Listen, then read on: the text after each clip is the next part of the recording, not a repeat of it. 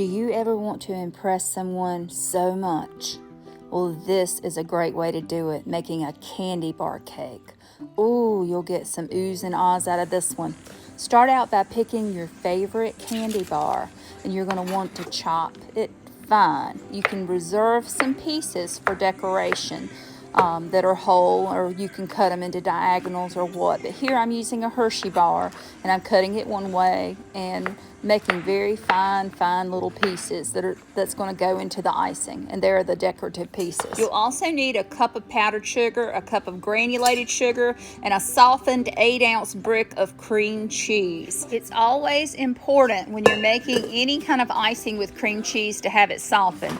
And also we're going to use the best vanilla that you have.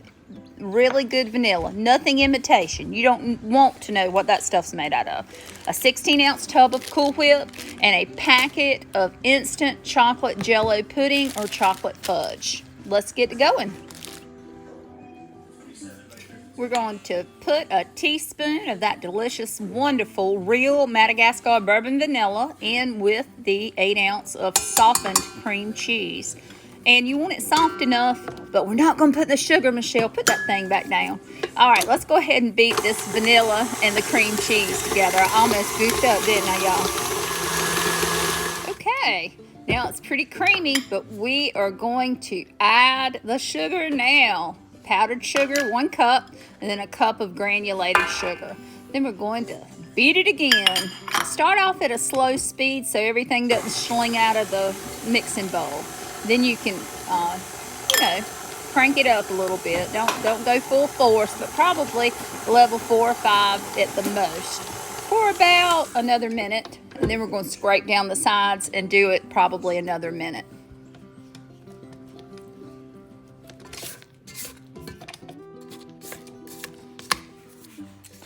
Let's get this thing back to beating. We're going to cream it pretty good now for another minute and a half until it's well blended. Then you can add your chopped candy bar pieces. And don't limit yourself to just Hershey Bar. Butterfinger is delicious. Use any kind of candy bar that you like. You can even do almond Hershey Bars. Just make sure you chop it up pretty finely and put it all in there. Now, I use 6 Hershey Bars here, and I reserved about a half a Hershey Bar for decoration. Let's go ahead and start out slowly. And we're going to do the same thing we always do. Beat a little bit, scrape it down, and beat it again. Next, we're going to turn our attention to a little bit extra. I always reserve a cup out of a 16-ounce thawed Cool Whip. And I just put it in a bowl, and I eyeball it. It's about a cup, maybe a cup and a fourth. But I put that to the side, and I'm going to hold that back. And we're going to use that as part of the decorations. That might have been a cup and a half. The rest of it goes in with the icing base that the candy bar mixture that we have in the mixer. And I just put it all in there.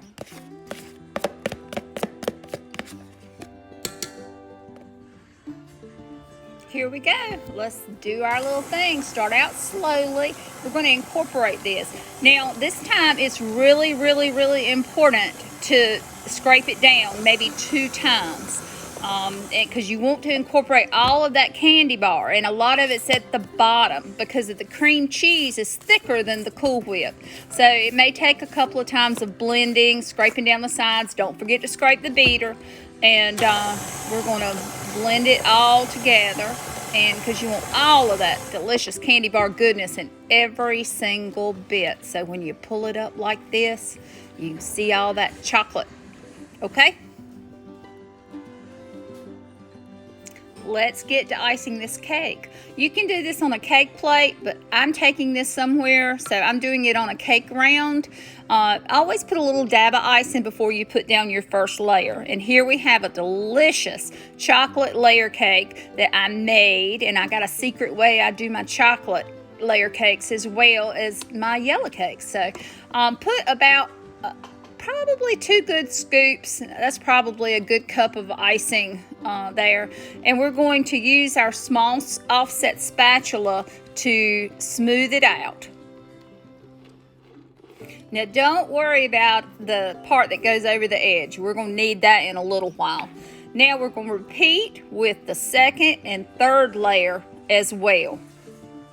And be careful handling your layers. You don't want to break them. They've got to be completely cool as well.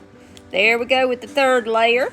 And then we're going to start that extra that came between the edges. We're going to start kind of rough icing the sides, and be just real gentle and easy. And if you have a turntable, this is when it really pays off. If you don't, just take your time and turn it yourself. It's all right. I have done that many a day before I got a turntable. But you can find them on Amazon and at your local food stores. You can also just use Lazy Susan. It doesn't have to be, all just for cakes. So anyway, keep on going. I finished the rough icing for the sides and the top, and I'm going to just put every single last little piece of icing that I got in that bowl on top of this cake. Now don't be afraid here. Cool Whip is stable at room temperature for a while. This cake does have to be stored in the refrigerator, y'all, but make sure that don't be scared of it. You can take it somewhere and it can sit out a little while as long as it's not 100 degrees. And then we're going to just drape it over the sides and pull it down. Just keep on going around until you get back where you started. And then you're going to kind of turn it around and see where it looks a little too heavy in one spot, or it might need some pull to the side. Or, you can decide now to do some decorative things. And I've decided to smooth out the sides. See how I'm holding that spatula kind of cattywampus there? And it's going to smooth out the sides. And I'm going to build it up to where it has an edge at the top, because I'm going to do some decorative work on it. See how I formed that edge? And I'm going to go back and forth, kind of like a daisy, from the center to the edges, center to the edges. Y'all can do whatever you want to do. You don't even have to do this. Now I'm going to show you what we're going to do with that reserve Cool Whip. We're going to take the instant Jell-O chocolate pudding and sprinkle probably a good 2 to 3 tablespoons of it into the Cool Whip, and we're just going to gently incorporate it and make kind of a chocolatey Cool Whip out of it. So just make sure you blend it well, and then we're going to use it in a piping bag. Now once you get it all thoroughly blended, it'll look really smooth and pretty and chocolatey. If it's not dark enough, put a little bit more jelly pudding in it. But I'm going to use this 1M tip from Wilton in a piping bag. And these piping bags aren't hard to use, y'all. You just push the tip in and you kind of cut just probably a 1/2 inch.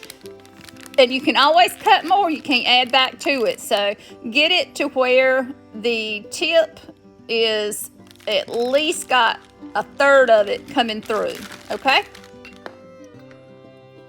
Now let's put our little chocolatey Cool Whip icing that we just made into the piping bag, and we're going to make some pretty designs.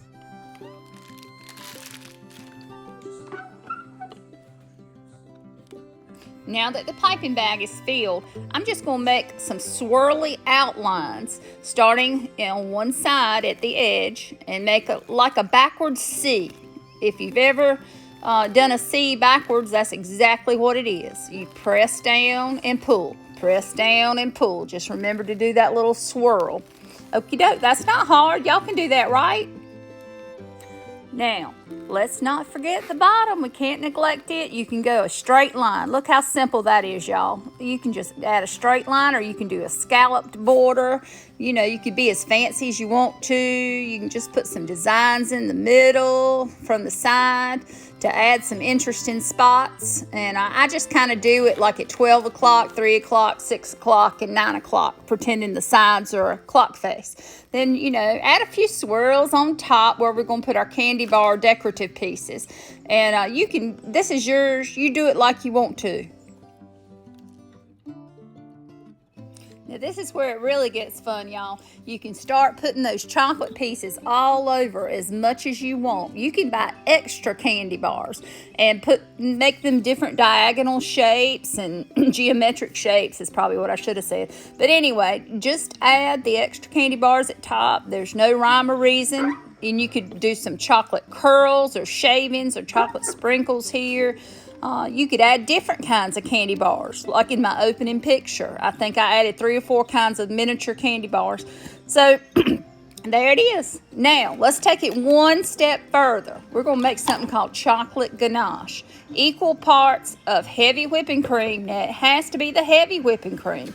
I probably had a half a cup there, and I'm going to microwave it for probably 30 seconds to a minute.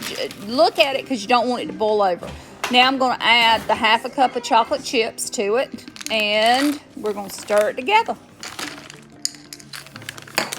Now sometimes it's a good idea, well actually all the time, to let those chocolate chips sit in that hot, heavy whipping cream for probably a minute to a minute and a half so that they can soften, and then you're going to stir them. But I like using a mini whisk. Now be careful, it's going to slosh. Make sure you use a bowl with higher sides and start gentle, and you're going to think, gosh, this stuff is never going to come together. Well, it will. Just don't lose patience. Keep whisking. Keep whisking. Or if you've got a fork, if you don't have a whisk, a fork and a spoon, scrape the sides down and use that fork. Stir, stir, stir. But let's see what we come up with. Ta-da! Dun, dun, dun, dun, dun. We have chocolate ganache, y'all. And as it sits, it will actually get a lot thicker and it will come together. Now, it will always be kind of like a sauce, but it'll get a lot thicker. And if you refrigerate it, if you've got extra left over, what is extra chocolate left over? But if you do, if you refrigerate it, it will actually get hard, but all you got to do is microwave it about 5 to 10 seconds. Now, I've put this in a Ziploc bag. This is just a sandwich bag, and I'm going to snip a very, very, very, very, very small snip off of the edge, and I'm going to just drizzle this everywhere I want it to go. Look how simple it is, y'all. Just snip that edge. Don't snip too much because you just want a small little stream. Now, we get to make any kind of pattern we want to with this cake, and I use a circular motion while turning the turntable, and it makes a really pretty effect, I believe. And it's okay if it drips on the sides. It's okay. You're going to clean it up in a little bit anyway. Just dampen a clean paper towel and just go around the edges and clean up what you don't want as far as for presentation. And y'all, look at there, look at there. This is a Hershey Bar cake made with chopped Hershey bars.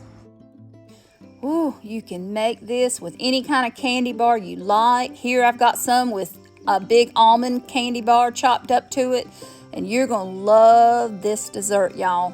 Anybody's going to love it, and you're going to want to serve this. Y'all enjoy. Please like, subscribe, and share. And I thank you so much. God bless you.